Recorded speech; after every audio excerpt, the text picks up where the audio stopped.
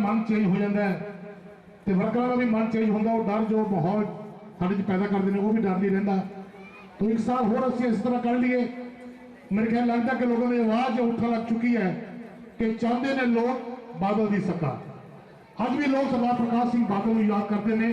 मेरे याद है कि परसों चौथे की गल है, एक वीडियो लाइव हुई सी फेसबुक पे, इतने शायद काका जी बहुत ही सत्कारयोग इस इलाके दी मेरियां भैणां ते बहुत ही सत्कारयोग इस इलाके दे सारे मेरे वीर ते सारे मैं कहांगा नौजवान साथी जिहड़ी कि साडी पंजाब बठिंडा हिंदुस्तान की शान, जिन्हां दे हत्थां दे विच बठिंडा दे पंजाब आएगा, नौजवान यूथ विशेष तौर पर।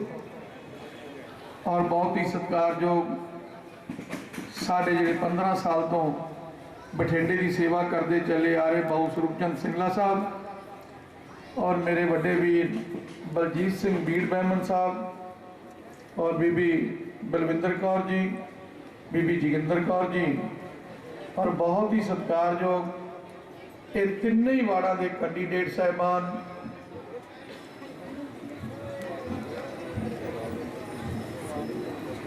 राजकुमार भोला जी वार्ड नंबर 32 तो बहुत ही सत्कारयोग और बहुत ही सत्कारयोग बीबी सुमन वाला जी जिहड़े कि बड़े लंबे अरसे तो काका जी पार्टी के नाल भी जुड़े ने ते लोकां दी सेवा दे विच हाज़र रहिंदे ने। और नाल लगमे वार्ड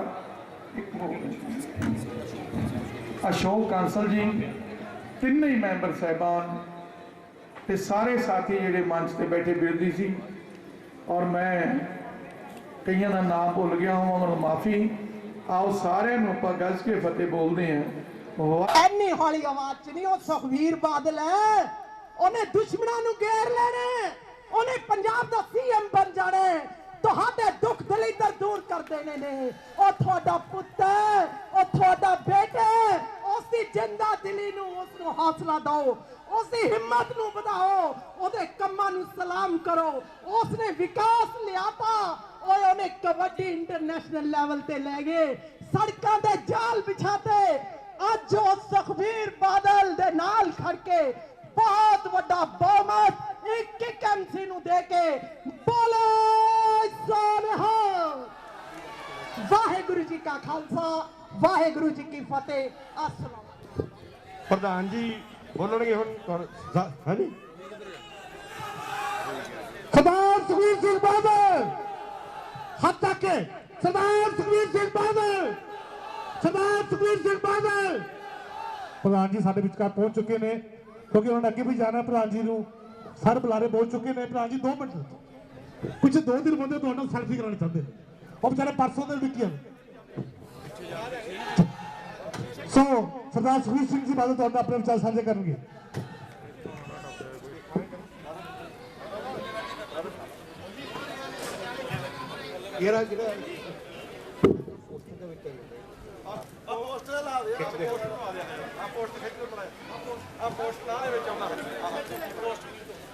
हेलो हल्ले खिंच दो, तार नाल बन्ना है। मैं लेट हो गए, मैनू जरूरी काम फरीदकोट जाना पिया ते उत्थों सीधे आया। आ जिहड़ा इलैक्शन है ऐ ना समझियो कि इकल्ला कमेटी का इलैक्शन है।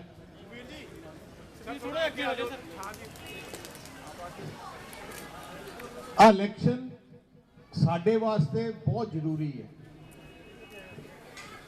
इसलिए जरूरी है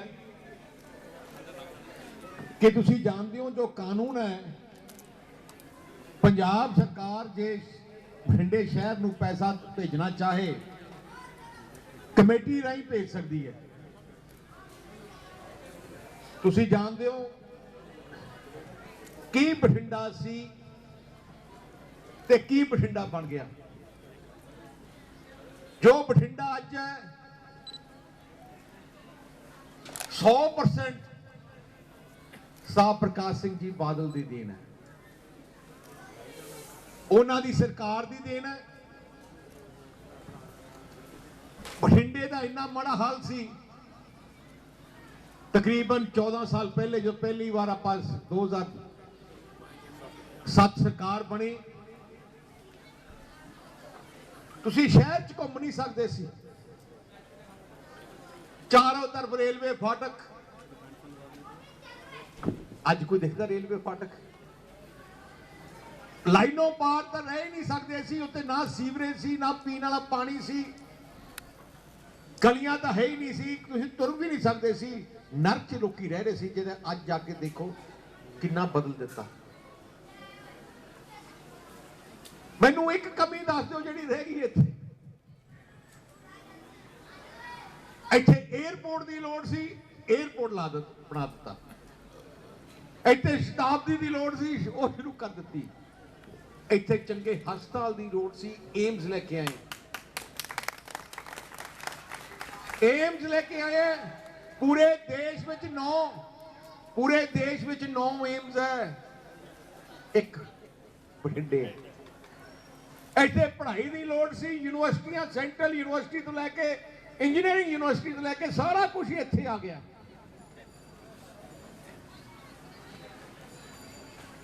पहले कोई बठिंडे तुहानूं मिल भी नहीं आउंदा सी, सड़कां बुरा हाल सी। अज तुसीं लुधियाने तो बठिंडे आउणा, अंमृतसर तो बठिंडे आउणा, चंडीगढ़ तो बठिंडे आउणा। की आ सड़कां अमरीका कनेडा दी सड़कां नालों बेहतर नहीं है?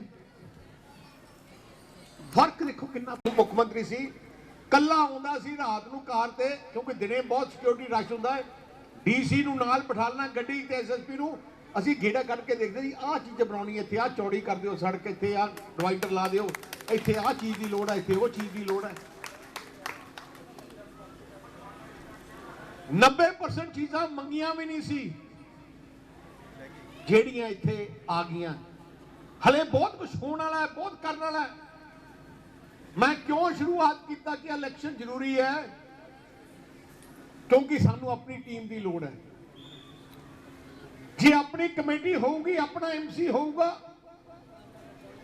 अपनी कमेटी होगी, अपना एमएलए होगा, फिर असं जो पैसा भेजना या कोई इतने शहर की तरक्की करनी है, सरकार बना के 8 महीने रह के सरकार कांग्रेस के नाल वो सरकार नूं बनाउण वास्ते जो सरकार बनूगी, मैं थोनू पता ही नहीं कि इतने होर करने वाला है। जो सब मेरे सुपना है, बहुत कुछ करने वाला, बहुत पैसा लेके आवांगे। पर जे अपनी टीम ना होई, कांग्रेस की एमसी होए, कांग्रेस की कमेटी होए, उन्होंने काम हो नहीं देने। 5 साल लड़ाई च टप जाने हैं। फिर आप क्यों बर्बाद करना अपना शहर? कांग्रेस ने नहीं करना कुछ। तुसी मुख्यमंत्री दे दूजे नंबर ते हुंदा खजाना मंत्री, मुख्यमंत्री दूजे नंबर ते खजाना मंत्री। 4 साल दे दे इन्हां नूं। 4 साल च मैनूं एक निशानी दस दिओ जिहड़ी आ शहर विच उन्होंने किया है। जे शायद किया ही नहीं, खजाना मंत्री ने नहीं कुछ किया, अगले 6 महीने कमेटी बना के की कर लेंगे? सही मने ते तुसी बेइंसाफी करोगे, कांग्रेस नूं वोट पा के बेइंसाफी। फिर उदों आप कहेंगे साडी आ रहेगी कमी, आ रहेगी। वो कमी लियाउण वाले फिर तुसी होंगे। मैं इसलिए आ बेनती करना है, एमसी साडे बना के दिओ। मैं एमसी जिहड़े इत्थे ना अशोक कुमार कांसल वार्ड नंबर 30 तो, एक अपने